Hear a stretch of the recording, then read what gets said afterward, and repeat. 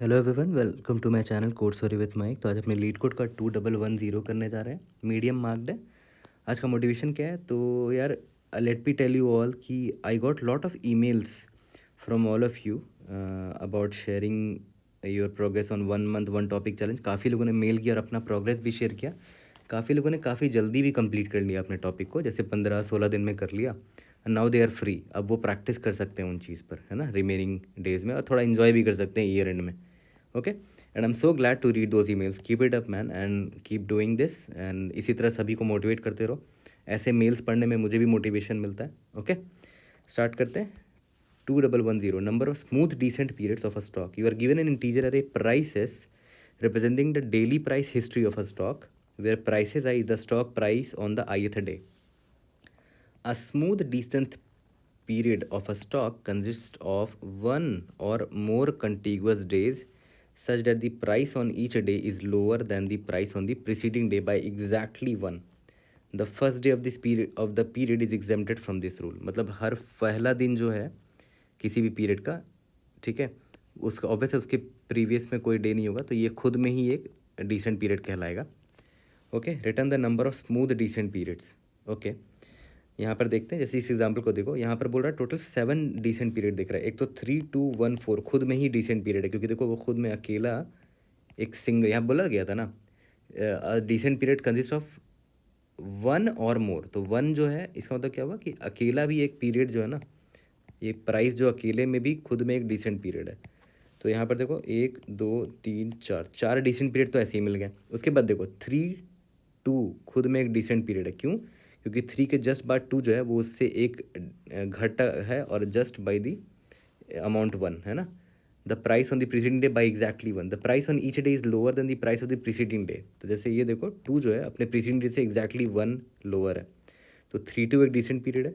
फिर इसी तरह 2 1 भी एक डिसेंट पीरियड है, और इसी तरह 3 2 1 भी एक डिसेंट पीरियड है। देखो ध्यान दो, 3 के बाद 2 एक घटा, 2 के बाद 1 एक घटा, तो 3 2 1 भी एक डिसेंट पीरियड है। ओके, तो टोटल 7 डिसेंट पीरियड है। समझ में आ गया? Note that a period with 1 day is a smooth descent period by the definition. Okay, यहाँ पर यही बोला भी गया है। ठीक है, चलो आगे बढ़ते हैं। तो देखो थॉट प्रोसेस देखते हैं, काफ़ी सिंपल होने वाला है इसका, है ना। प्राइसेस क्या है? 3214 लीड कोड का पहला एग्जाम्पल मैंने ले लिया है। अब नोटिस करो, हमें डिसेंट पीरियड ढूंढना है। डिसेंट पीरियड का डिफिनेशन क्या था? It consist of one or more contiguous days such that the price on each day is lower than the price on the preceding day by exactly 1। तो यहाँ पर अगर आप इसको अकेला देखोगे तो ये एक डिसेंट पीरियड है, क्योंकि इसका डिफिनेशन में याद है क्या बोला था? One or more contiguous day. तो अगर 1 है तो ऑब्वियस ही बात है ये खुद में ही ये डिसेंट पीरियड कहलाएगा। ओके, अब देखो ध्यान दो, ये तो मुझे डिसेंट पीरियड कहला गया। मैंने क्या किया, रिजल्ट में 1 ऐड भी कर दिया। ओके, लेकिन देखो जैसे ही मैं आगे गया, देखो 3 के बाद जस्ट एक प्राइस मुझे दिख रहा है जो कि 3 से जस्ट एक लेस है। और प्रॉब्लम का डेफिनेशन याद है क्या था? प्रीसीडिंग डे से जस्ट एक कम होना चाहिए। देखो 2 से मतलब ये जो है इसके बाद जो प्राइस है जस्ट इससे एक कम है। इसका मतलब क्या हुआ कि ये भी एक डिसेंट पीरियड कहलाएगा, है ना। ओके, तो 3 2 भी एक डिसेंट पीरियड है, तो इसका मुझे आंसर +1 कर देना चाहिए। बट इस 2 के आने की वजह से एक और आंसर मुझे मिला है। एक तो 3 2 और एक ये भी मिला है। 2 खुद में भी तो एक करेक्ट आंसर है ना। तो 2 की वजह से भी यहाँ पर एक +1 ऐड होगा। ओके ओके, इसके बाद जब 3 2 था, उसके बाद जब 1 आया तो देखो 2 के जस्ट बाद वाला प्राइस उससे एक कम है, तो ये खुद में ही 3 2 1 खुद में ही एक डिसेंट पीरियड है ना। तो 3 2 1 दिस इज़ 1 डिसेंट पीरियड, तो उसके लिए मैंने +1 किया। ओके, लेकिन देखो ध्यान दो, ये 1 जब आया तो ये 2 1 के साथ भी तो बना सकता है डिसेंट पीरियड, तो उसकी वजह से भी एक और मिला 2 1। फिर 1 खुद में भी तो एक डिसेंट पीरियड है 1, ठीक है, +1। तो देखो 3 हमें डिसेंट पीरियड मिल गए। ओके, इसके बाद जैसे ही मैं यहाँ आगे आया मुझे 4 दिखा, तो मैंने देखा नहीं 4 जो है इसके प्रीवियस से एक छोटा नहीं है, तो मुझे यहाँ से एक फ्रेश पीरियड स्टार्ट करना पड़ेगा। ठीक है, तो 4 खुद में ही एक डिसेंट पीरियड है, तो 4 की वजह से एक +1 किया मैंने। ओके, तो यहाँ पर आपने एक चीज़ नोटिस किया होगा कि जब एग्जाम्पल ले लो, जैसे मान लेते हैं यहाँ पर जब मैं था, ठीक है, जैसे ही एक 1 ऐड किया मैंने, जैसे ही एक 1 ऐड किया, ये रहा 1 ऐड जैसे ही हुआ, तो मैंने क्या देखा कि ये अपने प्रीवियस से जस्ट एक छोटा है। सबसे पहली चीज़, सबसे इम्पॉर्टेंट पार्ट वही है डिसेंट पीरियड होने के लिए। तो अब देखो ध्यान दो कितना काउंट था डिसेंट पीरियड का। जो अभी पीरियड बनता जा रहा था, मुझे कितने एलिमेंट्स मिल गए थे जो उसी पीरियड के हिस्सा थे, पहला, दूसरा, तीसरा, है ना। तो देख रहे हो ये इस वन के ऐड होने से हमें टोटल 3 डिसेंट पीरियड्स मिल गए। और वो कौन थे? 3 2 1, 2 1 और ये खुद में 1। ओके, मान के चलते हैं यहाँ पर अगर ज़ीरो होता, अगर यहाँ पर ज़ीरो होता तो देखो ध्यान दो, ज़ीरो इस प्रीवियस वाले से एक छोटा है ना। तो मुझे कंटिन्यूसली कितने डिक्रीजिंग एलिमेंट मिले हैं? 1 2 3, चौथा है ये, है ना।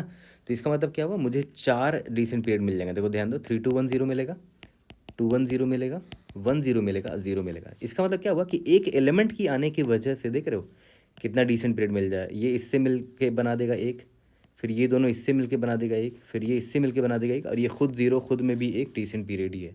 तो टोटल 4 डिसेंट पीरियड मिल गए, यानी कि यहाँ पर इस केस में मुझे 4 ऐड करना पड़ेगा।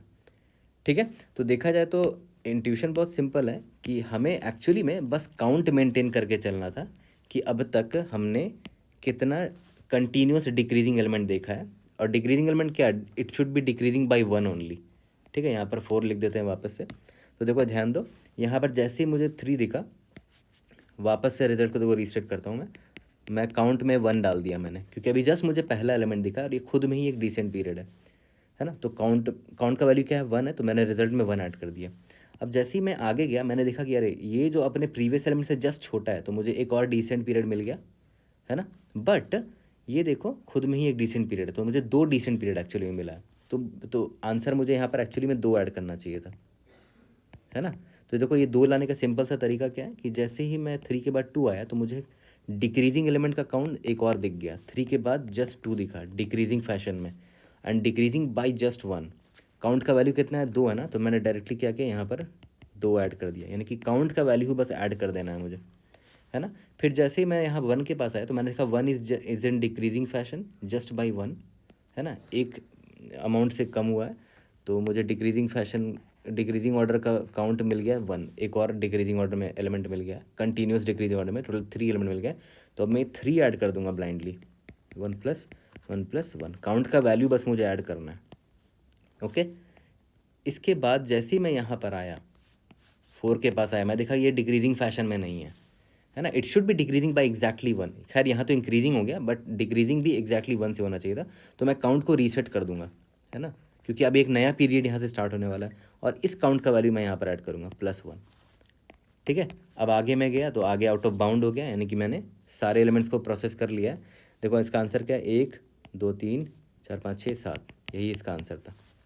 ठीक है, तो देखा है तो अल्टीमेटली एग्जाम्पल देख के भी आई थिंक बहुत लोगों ने पकड़ लिया होगा कि इसका सोल्यूशन क्या होगा। अल्टीमेटली पता है हमें करना कुछ नहीं था, हमें काउंट नाम का एक वेरिएबल रख लो, जो कि क्या स्टोर करेगा कि हमें कंटिन्यूसली कितने डिक्रीजिंग एलिमेंट मिले हैं, और decreasing element by the amount only 1। एक अमाउंट का बस डिफरेंस होना चाहिए, जैसे 3 के बाद जस्ट 2 होना चाहिए, एक का डिफरेंस है, 2 के बाद जस्ट 1 है, एक का डिफरेंस है ना। तो कंटिन्यूस मुझे कितने मिले हैं उसका काउंट यहाँ पर स्टोर होगा।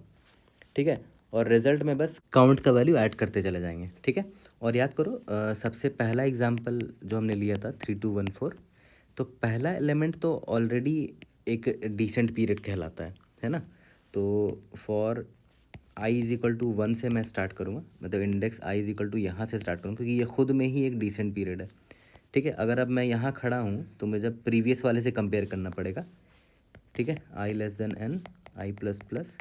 देखो प्रीवियस वाले से कंपेयर कैसे करूँगा, इफ़ प्राइसेस ऑफ i-1 में जो वैल्यू मतलब ये 3, उसमें अगर मैं करंट प्राइस को माइनस करूँ तो एग्जैक्टली इज इक्वल टू 1 आना चाहिए, मतलब डिक्रीजिंग है जस्ट बाय द अमाउंट 1।